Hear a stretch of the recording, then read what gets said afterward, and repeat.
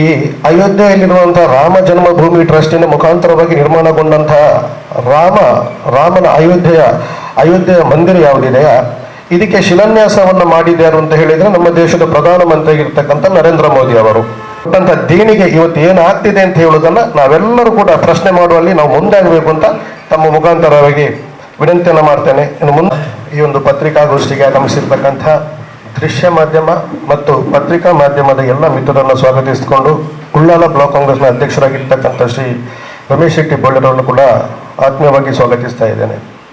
ತಮಗೆಲ್ಲ ತಿಳಿದ ಹಾಗೆ ಹಿಂದೂಗಳ ಅಸ್ಮಿತೆಯ ಪ್ರಶ್ನೆ ಅಂತ ಹೇಳುವಂಥ ರೀತಿಯಲ್ಲಿ ಬಿಂಬಿಸಿಕೊಂಡು ಭಾರತೀಯ ಜನತಾ ಪಾರ್ಟಿಯವರು ಅಯೋಧ್ಯೆಯಲ್ಲಿ ಶ್ರೀರಾಮ ಮಂದಿರ ಆಗಬೇಕು, ಆ ಮುಖೇನವಾಗಿ ಹಿಂದೂ ರಾಷ್ಟ್ರದ ಕನಸನ್ನು ನೆರವೇರಿಸ್ತೇವೆ ಅಂತ ಹೇಳುವಂಥ ಒಂದು ಸುಳ್ಳು ಭರವಸೆಯನ್ನ ಜನಸಾಮಾನ್ಯರಿಗೆ ನೀಡಿ ಮತ್ತು ಅದರ ಜೊತೆಯಲ್ಲಿ ಕಾಂಗ್ರೆಸ್ ಯಾವತ್ತೂ ಕೂಡ ರಾಮ ಮಂದಿರಕ್ಕೆ ವಿರೋಧ ಅಂತ ಹೇಳುವಂತಹ ಒಂದು ಅಪಪ್ರಚಾರವನ್ನ ಕೂಡ ಹಿಂದಿನಿಂದಲೂ ಮಾಡ್ಕೊಂಡು ಬಂದು ಅಯೋಧ್ಯೆ ರಾಮ ಮಂದಿರವನ್ನು ನಿರ್ಮಾಣ ಮಾಡಲಿಕ್ಕೆ ಮುಂದಾದರು. ತಮಗೆಲ್ಲ ಗೊತ್ತಿದ್ದಾಗೆ ಈ ಒಂದು ವಿವಾದ ಸುಪ್ರೀಂ ಕೋರ್ಟಿನ ಮೆಟ್ಟಿಲೇರಿತ್ತು. ಆ ಬಳಿಕ ಸುಪ್ರೀಂ ಕೋರ್ಟಿನಲ್ಲಿ ರಾಮ ಜನ್ಮಭೂಮಿ ಟ್ರಸ್ಟಿಗೆ ಫೇವರ್ ಆಗಿ ಜಡ್ಜ್ಮೆಂಟ್ ಅನ್ನು ಕೂಡ ಸುಪ್ರೀಂ ಕೋರ್ಟ್ ಕೊಡ್ತು. ಇದೆಲ್ಲ ಆದ ಮೇಲೆ ತಾವೆಲ್ಲ ವಿಚಾರವನ್ನ ಗಮನಿಸಬೇಕಾದಂಥ ಮುಖ್ಯ ವಿಚಾರ ಅಂತ ಹೇಳಿದರೆ, ಈ ಅಯೋಧ್ಯೆಯಲ್ಲಿರುವಂತಹ ರಾಮ ಜನ್ಮಭೂಮಿ ಟ್ರಸ್ಟಿನ ಮುಖಾಂತರವಾಗಿ ನಿರ್ಮಾಣಗೊಂಡಂತಹ ರಾಮನ ಅಯೋಧ್ಯೆಯ ಮಂದಿರ ಯಾವುದಿದೆಯಾ ಇದಕ್ಕೆ ಶಿಲಾನ್ಯಾಸವನ್ನ ಮಾಡಿದ್ಯಾರು ಅಂತ ಹೇಳಿದ್ರೆ ನಮ್ಮ ದೇಶದ ಪ್ರಧಾನಮಂತ್ರಿ ಆಗಿರ್ತಕ್ಕಂಥ ನರೇಂದ್ರ ಮೋದಿ ಅವರು.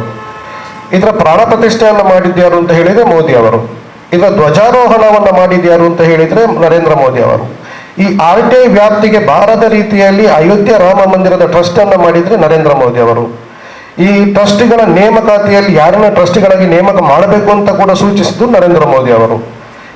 ಇಷ್ಟೆಲ್ಲ ಕೂಡ ನಮ್ಮ ದೇಶದ ಪ್ರಧಾನಿ ನರೇಂದ್ರ ಮೋದಿ ಅವರು ಮಾಡಿದ್ರು ಕೂಡ ಇಷ್ಟು ದೊಡ್ಡ ಹಗರಣ ನಡೆಯುವಾಗ ನಮ್ಮ ದೇಶದ ಪ್ರಧಾನಮಂತ್ರಿ ನರೇಂದ್ರ ಮೋದಿ ಅವರು ಯಾಕೆ ಮೌನವಾಗಿದ್ದಾರೆ?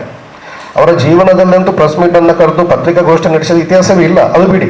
ಆದ್ರೆ ಹಿಂದೂಗಳ ಅಸ್ಮಿತೆಯ ವಿಚಾರ ಅಂತ ಹೇಳಿಕೊಂಡು ಅಧಿಕಾರಕ್ಕೆ ಬಂದಂತಹ ಭಾರತೀಯ ಜನತಾ ಪಾರ್ಟಿ ಅವರೇ ಅಥವಾ ನೇರವಾಗಿ ಹೇಳುವಂಥದ್ದು ಸಂಬಂಧಪಟ್ಟಂತ RSS ಆಗಲಿ ಸಂಘ ಪರಿವಾರದವರಾಗ್ಲಿ ಯಾಕೆ ಈ ವಿಚಾರವಾಗಿ ಒಂದು ಪತ್ರಿಕಾಗೋಷ್ಠಿಯನ್ನು ಒಂದು ಹೇಳಿಕೆಯನ್ನು ನಿಮ್ಮ ನಾಯಕರು ಕೊಡ್ತಾ ಇಲ್ಲ ಅಂತ ಹೇಳುವುದನ್ನ ನಿಮ್ಮ RSS ನ ಕಾರ್ಯಕರ್ತರು ನಿಮ್ಮ ನಾಯಕರಿಗೆ ಪ್ರಶ್ನೆ ಮಾಡಬೇಕು. ಯಾಕೆಂತ ಹೇಳಿದ್ರೆ ಹಿಂದೂ ರಾಷ್ಟ್ರ ಆಗಬೇಕು, ಹಿಂದೂಗಳ ಅಸ್ಮಿತೆಯ ವಿಷಯ, ಹಿಂದುತ್ವದ ವಿಷಯ ಅಂತ ಹೇಳಿಕೊಂಡು ಅಧಿಕಾರಕ್ಕೆ ಬಂದಂತವ್ರು ನೀವು ಯಾಕೆ ಇದರ ಬಗ್ಗೆ ಪ್ರಶ್ನೆ ಮಾಡ್ತಿಲ್ಲ ಅಂತ ಹೇಳುವಂಥದ್ದು ಮುಖ್ಯವಾಗಿರ್ತಕ್ಕಂಥ ಗೊಂದಲ ನಮ್ಮಲ್ಲಿ ನಿರ್ಮಾಣ ಆಗಿದೆ. ಒಂದು ಎರಡನೇದಾಗಿ ನಾನು ನಿಮಗೆ ಬಹಳಷ್ಟು ಕ್ಲಿಯರ್ ಆಗಿ ನಾನು ಒಂದು ವಿಚಾರವನ್ನು ಸ್ಪಷ್ಟೀಕರಣ ಕೊಡ್ಲಿಕ್ಕೆ ಬಯಸ್ತೇನೆ. ಯಾವತ್ತೂ ಕೂಡ ಭಾರತೀಯ ರಾಷ್ಟ್ರೀಯ ಕಾಂಗ್ರೆಸ್ ಅಯೋಧ್ಯದ ರಾಮ ಮಂದಿರಕ್ಕಾಗಲಿ ರಾಮದೇವರಿಗಾಗಿ ವಿರೋಧ ಇಲ್ಲ.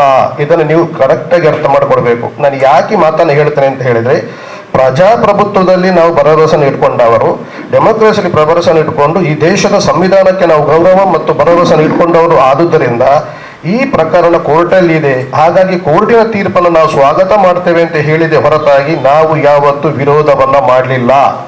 ಆದರೆ ಭಾರತೀಯ ಜನತಾ ಪಾರ್ಟಿಯವರು ಕಾಂಗ್ರೆಸ್ಸಿಗರು ವಿರೋಧ ಮಾಡಿದಂತಹ ರೀತಿಯಲ್ಲಿ ಅಪಪ್ರಚಾರವನ್ನ ಮಾಡಿಕೊಂಡು ಅವರ ರಾಜಕೀಯ ಬೇಳೆಯನ್ನು ಬಯಸ್ತಾ ಇದ್ದಂತೆ ಹೊರತಾಗಿ ನಾವು ಯಾವತ್ತೂ ಕೂಡ ಇದಕ್ಕೆ ವಿರೋಧ ಇಲ್ಲ ಅಂತ ಹೇಳೋದನ್ನ ಮತ್ತೊಮ್ಮೆ ನಾನು ಸ್ಪಷ್ಟೀಕರಣ ಕೊಡ್ಲಿಕ್ಕೆ ಬಯಸ್ತೇನೆ. ಇದರ ಜೊತೆಯಲ್ಲಿ ಈ ಒಂದು ಹಗರಣ ಹೇಗೆ ಮುಂದಾಯಿತು ಅಂತ ಹೇಳುವುದನ್ನು ತಮ್ಮ ಗಮನಕ್ಕೆ ಬರ್ತೇನೆ. ಸಮಾಜವಾದಿ ಪಕ್ಷದ ಫಾರ್ಮರ್ MLA ಆಗಿದ್ದಂಥ ಪವನ್ ಪಾಂಡೆ ಅವರು ಕಳೆದ ಜೂನ್ 7ನೇ ತಾರೀಕಿನ ದಿವಸ ರಾಮ ಮಂದಿರಕ್ಕೆ ಭೇಟಿಯನ್ನು ಕೊಡ್ತಾರೆ. ಭೇಟಿಯನ್ನು ಕೊಟ್ಟ ಸಂದರ್ಭದಲ್ಲಿ ಸರಿಸುಮಾರು 2ರಿಂದ 7.5 ಕೋಟಿಯಷ್ಟು ದುಡ್ಡು, ಬೆಳ್ಳಿ, ಬಂಗಾರು, ವಜ್ರಗಳನ್ನ ಅಲ್ಲಿಂದ ಥೆಫ್ಟ್ ಮಾಡಲಾಗಿದೆ, ಕದ್ದಿದ್ದಾರೆ ಅಂತ ಹೇಳುವಂತ ವಿಚಾರವನ್ನ ಮಾಡ್ತಾರೆ. ಇದಾದ ಸ್ವಲ್ಪ ದಿನಗಳ ಬಳಿಕ ಆ ಪಕ್ಷದ ಚೀಫ್ ಯಾರು ಅರವಿಂದ ಕೇಜ್ರಿವಾಲ್ ಆಗಿರ್ತಾರೆ, ಅರವಿಂದ ಕೇಜ್ರಿವಾಲ್ ಅವರೊಂದು ಆರೋಪವನ್ನ ಮಾಡ್ತಾನೆ. ಇದು 7.5 ಕೋಟಿಯ ಪ್ರಶ್ನೆ ಅಲ್ಲ, ಇದು ಸರಿಸುಮಾರು 200 ಕೋಟಿಯಷ್ಟು ನಷ್ಟ ಇದರಲ್ಲಿ ಥೆಫ್ಟ್ ಆಗಿದೆ ಅಂತ ಹೇಳುವಂತದ್ದನ್ನ. ಈಗ ನಾವು ಒಂದು ವಿಚಾರವನ್ನ ಗಮನವಿಟ್ಕೊಳ್ಬೇಕಾಗ್ತದೆ.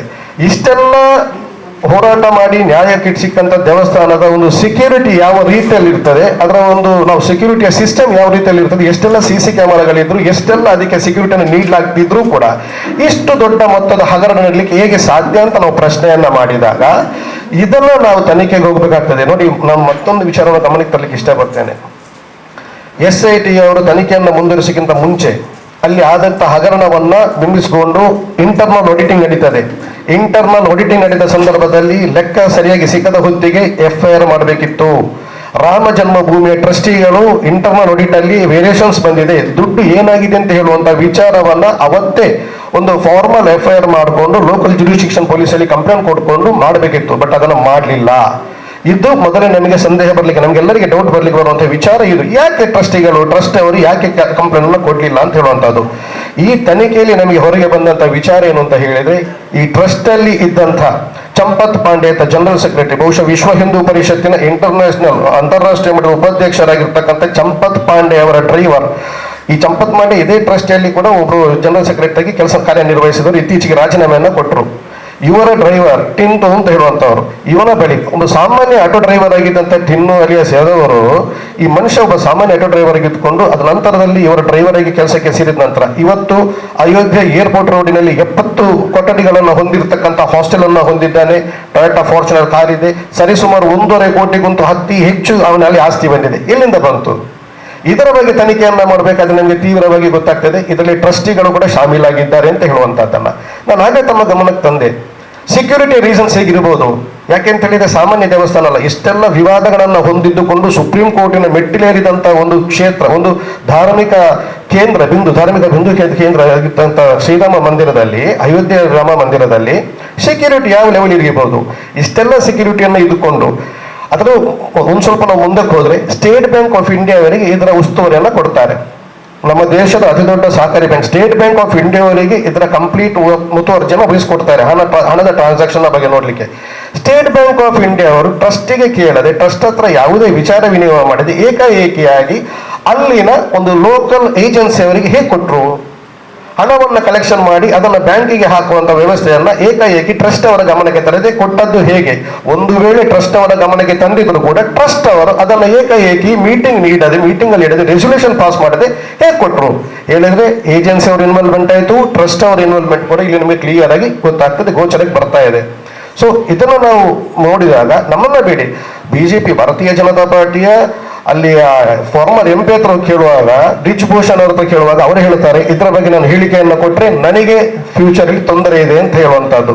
ಇದರಲ್ಲಿ ನೀವು ಸ್ಪಷ್ಟವಾಗಿ ಅರ್ಥ ಮಾಡ್ಕೊಳ್ಬೇಕು ಇದರ ಇನ್ವಾಲ್ವ್ಮೆಂಟ್ ಎಲ್ಲಿವರೆಗೆ ಇದೆ, ಯಾವ ರೀತಿಯಲ್ಲಿ ಆಗಿದೆ ಅಂತ.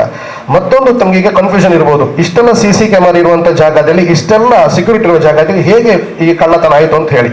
ಈ ಕಳ್ಳತನ ಹೇಗಾಯ್ತು ಅಂತ ಹೇಳಿದ್ರೆ, ಮೊದಲಿಗೆ ಅಲ್ಲಿರ್ತಕ್ಕಂಥ ಟೋಟಲ್ 50 ಜನ ಸಿಬ್ಬಂದಿಗಳು, ಅದರಲ್ಲಿ 14 ಜನ ಸ್ಟೇಟ್ ಬ್ಯಾಂಕ್ ಆಫ್ ಇಂಡಿಯಾದವರು, 12 ಜನ ಏಜೆನ್ಸಿ ಅವರು, 12 ಜನವನ್ನು ನೇರವಾಗಿ ನೇಮಕಾತಿ ಕೌಂಟಿಂಗ್ ಏಜೆಂಟ್ಗಳಾಗಿ ನೇಮಕಾತಿ ಮಾಡಿರ್ತಾರೆ ಟ್ರಸ್ಟ್ ಅವರು.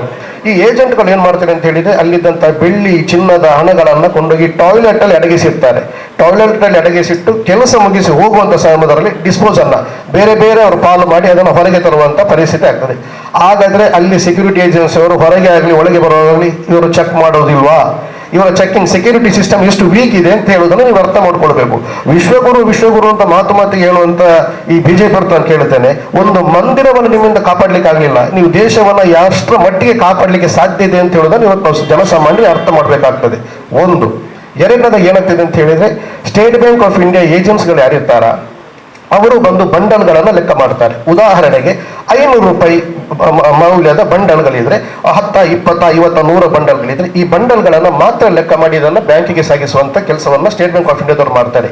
ಈ ಕೌಂಟಿಂಗ್ ಏಜೆಂಟ್ಗಳು ಏನ್ ಮಾಡ್ತಾರೆ, ಟ್ರಸ್ಟಿಯ ಮುಖಾಂತರ ನೇರವಾಗಿ ನೇಮಕಗೊಂಡಂತ ಏಜೆನ್ಸಿ ಹತ್ರ ಈ ಕೌಂಟಿಂಗ್ ಏಜೆಂಟ್ಗಳು ಏನ್ ಮಾಡ್ತಾರೆ ಅಂತ ಹೇಳಿದ್ರೆ, ಈ 500 ರೂಪಾಯಿ ಬೆಲೆ ಬಾಳುವಂತ ಒಂದು ಉದಾಹರಣೆಗೆ ಒಂದು ಬಂಡಲ್ ಅಂತ ಹೇಳಿದ್ರೆ ಅದರಲ್ಲಿ ಇಂತಿಷ್ಟು ಅಂತ ಇರಬೇಕು. ಒಂದು 50 ನೋಟಿನ 500 ರೂಪಾಯಿ ಬಂಡಲ್, ಇಲ್ಲದ್ರೆ 100 ನೋಟಿನ 500 ರೂಪಾಯಿ ಮೊಕ್ಕ ಮೌಲ್ಯದ 100 ನೋಟಿನ ಬಂಡಲ್ ಇರಬೇಕು.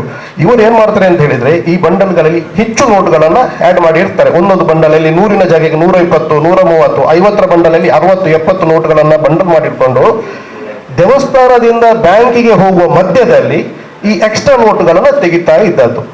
ಇದು ಹೇಗಾಗ್ತಿತ್ತು ಅಂತ ಹೇಳಿದ್ರೆ, ಸ್ಟೇಟ್ ಬ್ಯಾಂಕ್ ಆಫ್ ಇಂಡಿಯಾದ ಅಕೌಂಟಿಂಗ್ ಬಂದು ಏನ್ ಮಾಡ್ತಿದ್ರು, ಲೆಕ್ಕ ಮಾಡಿ ಇಷ್ಟಿಷ್ಟು ಬಂಡಲ್ ಅಂತ ಹೇಳ್ತಿದ್ರು. ಬಂಡಲ್ಗಳು ಕರೆಕ್ಟ್ ಆಗಿ ದೇವಸ್ಥಾನಕ್ಕೆ ಮುಡ್ತಾ ಇತ್ತು. ಆದ್ರೆ ಬಂಡಲ್ಗಳಲ್ಲಿ ಅತಿ ಹೆಚ್ಚಾಗಿ ಸೇರ್ಪಡಿಸಿದಂತ ನೋಟುಗಳನ್ನ ವಿಲೇಮಾರಿ ಮಾಡಿದ ಸಂದರ್ಭದಲ್ಲಿ ತೆಗಿತಾ ಇದ್ರು. ಸೊ ಈ ರೀತಿಯಲ್ಲಿ ಹಗರಣ ಆಗಿದೆ ಅಂತ ಇಷ್ಟರವರೆಗೆ ಬಂದಂತ ಸ್ಪೆಷಲ್ ಇನ್ವೆಸ್ಟಿಗೇಷನ್ ಟೀಮ್ ಯಾವುದಿದೆ, SI ಟೀಮ್, ಈ ಒಂದು ಟೀಮ್ ಅವರು ಕಂಡುಹಿಡಿದಿದ್ದಾರೆ. ಇಲ್ಲಿಯವರೆಗೆ ಸರಿಸುಮಾರು 2.5 ಕೋಟಿಗಿಂತಲೂ ಹೆಚ್ಚಿನ ಒಂದು ಹಣ ಮತ್ತು ಬೆಳ್ಳಿ ಬಂಗಾರಗಳು ಕದ್ದು ಹೋಗಿದೆ ಅಂತ ತನಿಖೆಯಲ್ಲಿ ಕಂಡು ಬಂದಿದೆ. ಇನ್ನು ಹೆಚ್ಚಿನ ತನಿಖೆ ಆದ್ರೆ ಮಾತ್ರ ನಮಗೆ ಇದರ ಬಗ್ಗೆ ಸಂಪೂರ್ಣ ಮಾಹಿತಿ ನಮಗೆ ಸಿಕ್ಕಬೇಕು. ಅದಕ್ಕೆ ತಮ್ಮ ಮುಖಾಂತರವಾಗಿ ನಾವು ಮನವಿ ಮಾಡುವುದು ಏನು ಅಂತ ಹೇಳಿದ್ರೆ, ಯಾವುದೇ ಕಾರಣಕ್ಕೂ ಕೂಡ ಯಾವುದೇ ಒಂದು ಪ್ರಭಾವಕ್ಕೆ ಬೀರದೆ ಸತ್ಯ ಸಂಗತಿಗಳನ್ನು ಹೊರಗೆ ತರುವಲ್ಲಿ SIT ಆಗಿ ದುಡಿಬೇಕು ಅಂತ ಹೇಳುವಂತ ವಿಚಾರ. ಇದರ ಜೊತೆಯಲ್ಲಿ ನಾನು ಮತ್ತೊಂದು ತಮ್ಮ ಗಮನಕ್ಕೆ ತರಲಿಕ್ಕೆ ಇಷ್ಟಪಡ್ತೇನೆ. ಯಾಕೆ ಇಷ್ಟೆಲ್ಲಾದ್ರೂ ಕೂಡ ಅಲ್ಲಿ ಸರ್ಕಾರ ಇದಕ್ಕೆ ಕೈ ಇಲ್ಲ ಅಂತ ಪ್ರಥಮವಾಗಿ ಏನಾಗ್ತದೆ ಅಂತ ಹೇಳಿದ್ರೆ, ಕೋರ್ಟ್ ಆರ್ಡರ್ ಬಂದ ನಂತರವೇ ಅಲ್ಲಿಯ ಗೌರ್ಮೆಂಟ್ SIT ಅನ್ನು ರಚನೆ ಮಾಡ್ತದೆ. ಯಾಕೆ ಅದಕ್ಕಿಂತ ಮುಂಚೆ ಹಿಂದೂ ಧರ್ಮದ ಒಂದು ದೊಡ್ಡ ಸ್ವಾಮೀಜಿಗಳು ಅಲ್ಲಿದ್ದಾರಲ್ಲ ಚೀಫ್ ಮಿನಿಸ್ಟರ್ ಆಗಿ, ಅವ್ರು ಯಾಕೆ ಆ ಒಂದು ವಿಚಾರವನ್ನು ಸೀರಿಯಸ್ ಆಗಿ ತೆಗಲಿಲ್ಲ? ಧರ್ಮದ ಹೆಸರಿನಲ್ಲಿ ಅಧಿಕಾರಕ್ಕೆ ಬಂದಂಥವರು ಈ ಧರ್ಮಕ್ಕೆ ಆಘಾತ ಆದಾಗ, ಕೋಟ್ಯಾಂತರ ಹಿಂದೂಗಳ ಮನಸ್ಸಿಗೆ ಭಾವನೆಗಳಿಗೆ ಧಕ್ಕೆ ಆದಾಗ ಯಾಕೆ ಇದರ ಬಗ್ಗೆ ಯಾವುದೇ ಕ್ರಮ ಕೈಗೊಳ್ಳಿಲ್ಲ ಅಂತ ಹೇಳುವುದಕ್ಕೆ ತಮ್ಮ ಮುಖಾಂತರ ನಾವು ನೇರವಾಗಿ ಅವರಲ್ಲಿ ಪ್ರಶ್ನೆ ಮಾಡಲಿಕ್ಕೆ ಇಚ್ಛಿಸ್ತಾ ಇದ್ದೇನೆ. ಸೊ ಬೇಸಿಕ್ ಆಗಿ ಏನಾಗಿದೆ ಅಂತ ಹೇಳಿದ್ರೆ, ಇವತ್ತು RSS ಆಗಿರ್ಬೋದು, ವಿಶ್ವ ಹಿಂದೂ ಪರಿಷತ್ ಆಗಿರ್ಬೋದು, ಬಜರಂಗ ದಳದಾಗಿರ್ಬೋದು, ಎಲ್ಲರೂ ಕೂಡ ಇವತ್ತು ಯಾರು ಹಿಂದೂಗಳ ಭಾವನೆಗಳಲ್ಲಿ ಆಡ್ಕೊಂಡು ಹಿಂದುತ್ವದ ಬಗ್ಗೆ ಮಾತಾಡಿಕೊಂಡು ಅಧಿಕಾರಕ್ಕೆ ಬಂದಂಥವರು ಇವತ್ತು ಹಿಂದೂಗಳ ಭಾವನೆಯಲ್ಲಿ ಆಟ ಆಡ್ತಾ ಇದ್ದಾರೆ. ಕೇವಲ ಮತಗಳಿಗೆ ಮಾತ್ರ ಹಿಂದುತ್ವದ ಬಗ್ಗೆ ಭಾಷಣವನ್ನು ಮಾಡಿಕೊಂಡು ಅದೆಷ್ಟೋ ಅಮಾಯಕರ ಹಿಂದೂ ಹುಡುಗರ ಜೀವನದಲ್ಲಿ ಆಟ ಆಡಿಕೊಂಡು ಅಧಿಕಾರಕ್ಕೆ ಬಂದು ಇವತ್ತು ಹಿಂದೂ ಭಾವನೆಗಳ ಧಾರ್ಮಿಕಕ್ಕೆ ಅವರ ಒಂದು ಮನಸ್ಸಿಗೆ ಧಕ್ಕೆಯನ್ನು ಉಂಟು ಮಾಡ್ತಿದ್ದಾರೆ. ಸೊ ಇದರ ಬಗ್ಗೆ ತಾವೆಲ್ಲ ಎಚ್ಚೆತ್ತುಕೊಳ್ಬೇಕಾಗಿದೆ. ಕೊಟ್ಟಂತ ದೇಣಿಗೆ ಇವತ್ತು ಏನಾಗ್ತಿದೆ ಅಂತ ಹೇಳುವುದನ್ನ ನಾವೆಲ್ಲರೂ ಕೂಡ ಪ್ರಶ್ನೆ ಮಾಡುವಲ್ಲಿ ನಾವು ಮುಂದಾಗಬೇಕು ಅಂತ ತಮ್ಮ ಮುಖಾಂತರವಾಗಿ ವಿನಂತಿಯನ್ನು ಮಾಡ್ತೇನೆ. ಇನ್ನು